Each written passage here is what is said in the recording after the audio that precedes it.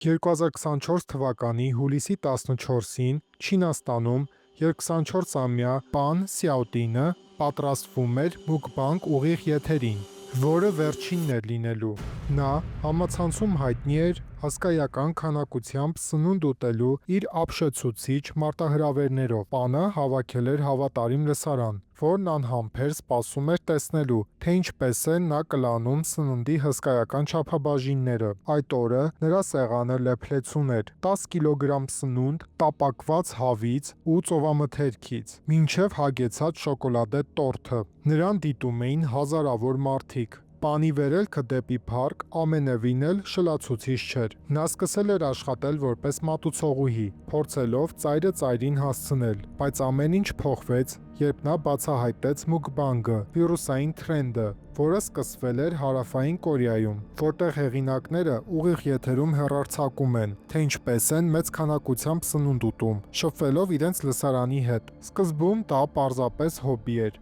սակայն Պանի խարիզման և սննդի խենթ մարտահրավերներ ընդունելու պատրաստակամությունը արագորեն բերեցին նրան աճող երկրպագուների բազա։ Շուտով նա դուրս եկավ աշխատանքից, որպեսզի դառնա լիաժամկետ բովանդակություն ստեղծող։ Մրցակիցներից հետ չմնալու համար Պանը պրոֆեսիոնալ ստուդիա վարձեց և զգալի միջոցներ ներդրեց ուղիղ հեռարձակումների սարքավորումների մեջ։ Ջանքերն արդարացվեցին, նվիրատվություններն ու նվերները հորդորեցին, և նա դարձավ Չինաստանի ամենահայտնի մուկբանգ ինֆլուենսերներից մեկը։ Սակայն կուլիսների հետևում նրա հաջողությունը վտանգավոր գին ուներ։ Նրա փորձություններն ավելի ու ավելի էքստրեմալ էին դառնում, որոշները տևում էին մինչև 10 ժամ և ներառում էին աբսուրդային քանակությամբ սնունդ։ Նրա ծնողները մտահոգված էին։ Նրանք աղաչում էին Պանին դադարեցնել տեմպը, զգուշացնելով, որ ոչ մի գումար չարժե առողջությանը սպառնացող ռիսկին։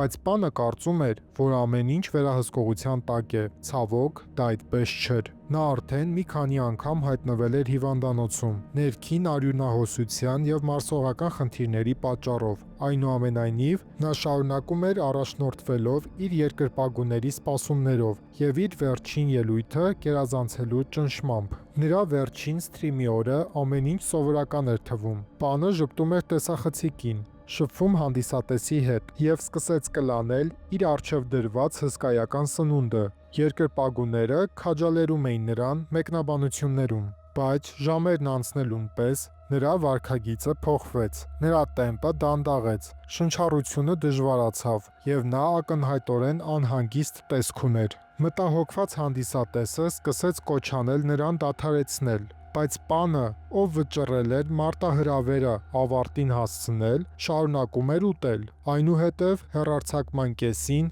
նա վայր ընկավ։ Ուղիղ եթերի չաթում խուճապ սկսվեց։ Հանդիսատեսն աղաչում էր, որ որևէ մեկը օգնի։ Շտապօգնություն կանչեցին, բայց արդեն չափազանց ուշ էր։ Պանը տեղում մահացած հայտնաբերվեց։ Դիահերձումը բացահայտեց մռայլ մանրամասներ։ Նրա ստամոքսը պատռվել էր սննդի հսկայական քանակից, ինչը հանգեցրել էր ներքին արյունահոսության և մահացու բարդույթների։ Հետո փորձագետները բացատրեցին, որ նման հսկայական քանակությամբ սնունդ օգտագործելը կարող է ձգել ստամոքսը մինչև վտանգավոր չափերի, սեղմել խոշոր արյունատար անոթները և լուրջ ծանրաբեռնվածություն ստեղծել սրտի վրա։ Պանի մահը վերսկսեց բուռն բանավեճերը մուկբանգի մշակույթի շուրջ։ Մուկբանգը ի սկզբանե նախատեսված է եղել, որպեսզի ընկերակցվի միայնակ հանդիսատեսին ուտելու ժամանակ։ Այս միտումն ավելի ու ավելի է վերածվում չափազանցությունների տեսարանի։ Չնայած 2021 թվականին Չինաստանի կողմից որկրամոլության բովանդակության արգելքին,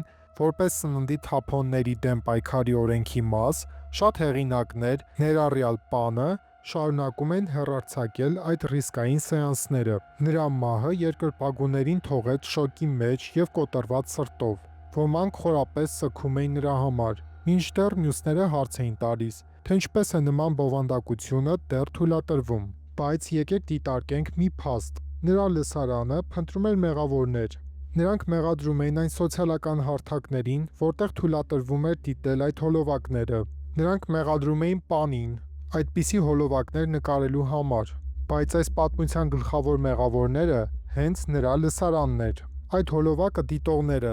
նրան ոգեշնչողները, որովհետև եթե այդ հոլովակները ոչ ոք չդիտեր, աղջիկը 1-2 հոլովակ թողարկելուց հետո հաստատ կդադարեր։ Եթե դուք էլ համացանցում հանդիպեք այնպիսի հոլովակների, որոնք առողջությանը վտանգ են ներկայացնում, պարզապես մի դիտեք այն։ Այդպես դուք կպայքարեք այդ հոլովակների դեմ։ Եվ այսպիսի դեպքեր չեն լինի։ Պանի պատմությունն այժմ ծառայում է որպես թափեցնող հիշեցում այն բարձր գնի մասին, որ հեղինակները կարող են վճարել առցանց փառքի հետևից վազելիս։ Նախքան մի բան անելը մտածեք, թե ինչ եք անում, որովհետև փորձանքը մեկ անգամ է լինում։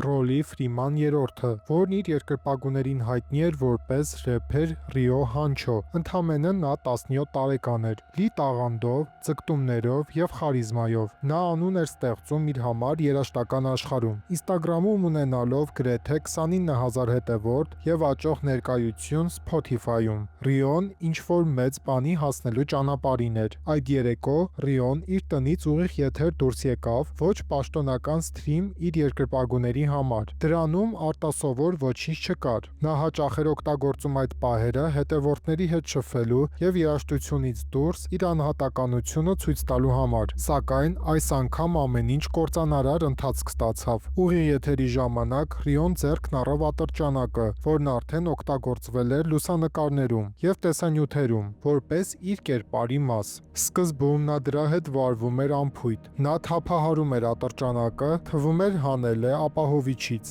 եւ հանկարծ մի պահ, որը չափազանց ինքնավստահության տեսք ուներ, այն ուղղեց դեպի իր գլուխը։ Նա համարձակ հայտարարություն արեց եւ սեղմեց ձգանը։ Լսվեց բարձր կրակոց։ Հեռախոսն ընկավ։ Հեռարձակումը հանկարծակի ընդհատվեց։ Շատ հանդիսատեսներ շոկի մեջ էին, վստահ չլինելով, թե արդյոք դա իրականում է տեղի ունեցել։ Ոմանք կարծում էին, թե դա մռայլ կատակ է կամ կեղծ հնարք, բայց ճշմարտությունը շուտով ակնհայտ դարձավ։ Ռիոն պատահաբար կրակել էր իր վրա։ Փրկարարները ժամանեցին եւ նրան տեղափոխեցին հիվանդանոց, բայց արդեն ուշ էր։ Շուտով նրան մահացած հայտարարեցին։ Իշխանություններն ուշ հայտարարեցին, որ կրակոցը պատահական էր եւ ինքն իրեն հասցված։ Լուրը ցնցեց տեղի համայնքը եւ շոկ առաջացրեց նրա առցանց հետևորդների շրջանում։ Ռիոն պարզապես խոստումնալից ռեպեր չէր։ Նա որդի էր, ուսանող, ընկեր։ Նրա մայրը Մոնիկա Սևիչը միայնակ մայր էր։ Սրտաճմլիկ հարցազրույցում նա խոսում էր արցունքների մեջ, նկարագրելով այն պահը, երբ գտավ նրան եւ իր ցանկությունը նրան հետ բերելու։ Փոխպերգությունից հետո Ռիոյի զարմիկը արշավ սկսեց համացանցում, օգնելու հոգալ հուղարկավորության ծախսերը։ Աջակցություն էր գալիս ինչպես նրա լսարանից, այնպես էլ անծանոթներից։ Դպրոցում ուսուցիչներն ու համադասարանցիները սգում էին նրա կորուստը։ Ռիոյի պատահական մահը նաև վերսկսեց խոսակցությունները զենքի հետ վարվելու անվտանգության մասին։ Իշխանությունները հետաքննություն սկսեցին, թե ինչպես է լիցքավորված ատրճանակը հայտնվել նրա մոտ։ Փորձագետներն ընդգրկեցին կրթության եւ զենքի անվտանգ ապահովության կարեւորությունը, հատկապես դեռահասներ ունեցող տներում։ Անվտանգության պարզ միջոցները, ինչպես նրանք նշեցին, կարող են կյանքեր փրկել։ Թեև նրա կյանքը ընդհատվեց, նրա պատմությունը հզոր դաս եղավ, որ պետք չէ զենքի հետ խաղալ, վերցնել այն, նկարվել, գցել համացանց եւ ինչ-որ մեկին ինչ-որ բան ապացուցել։ Մեր օրերում երիտասարդները շատ են սիրում ցուցամոլությունը, սիրում են փառքը, բայց պետք է հասկանանք, որ այդ ամենը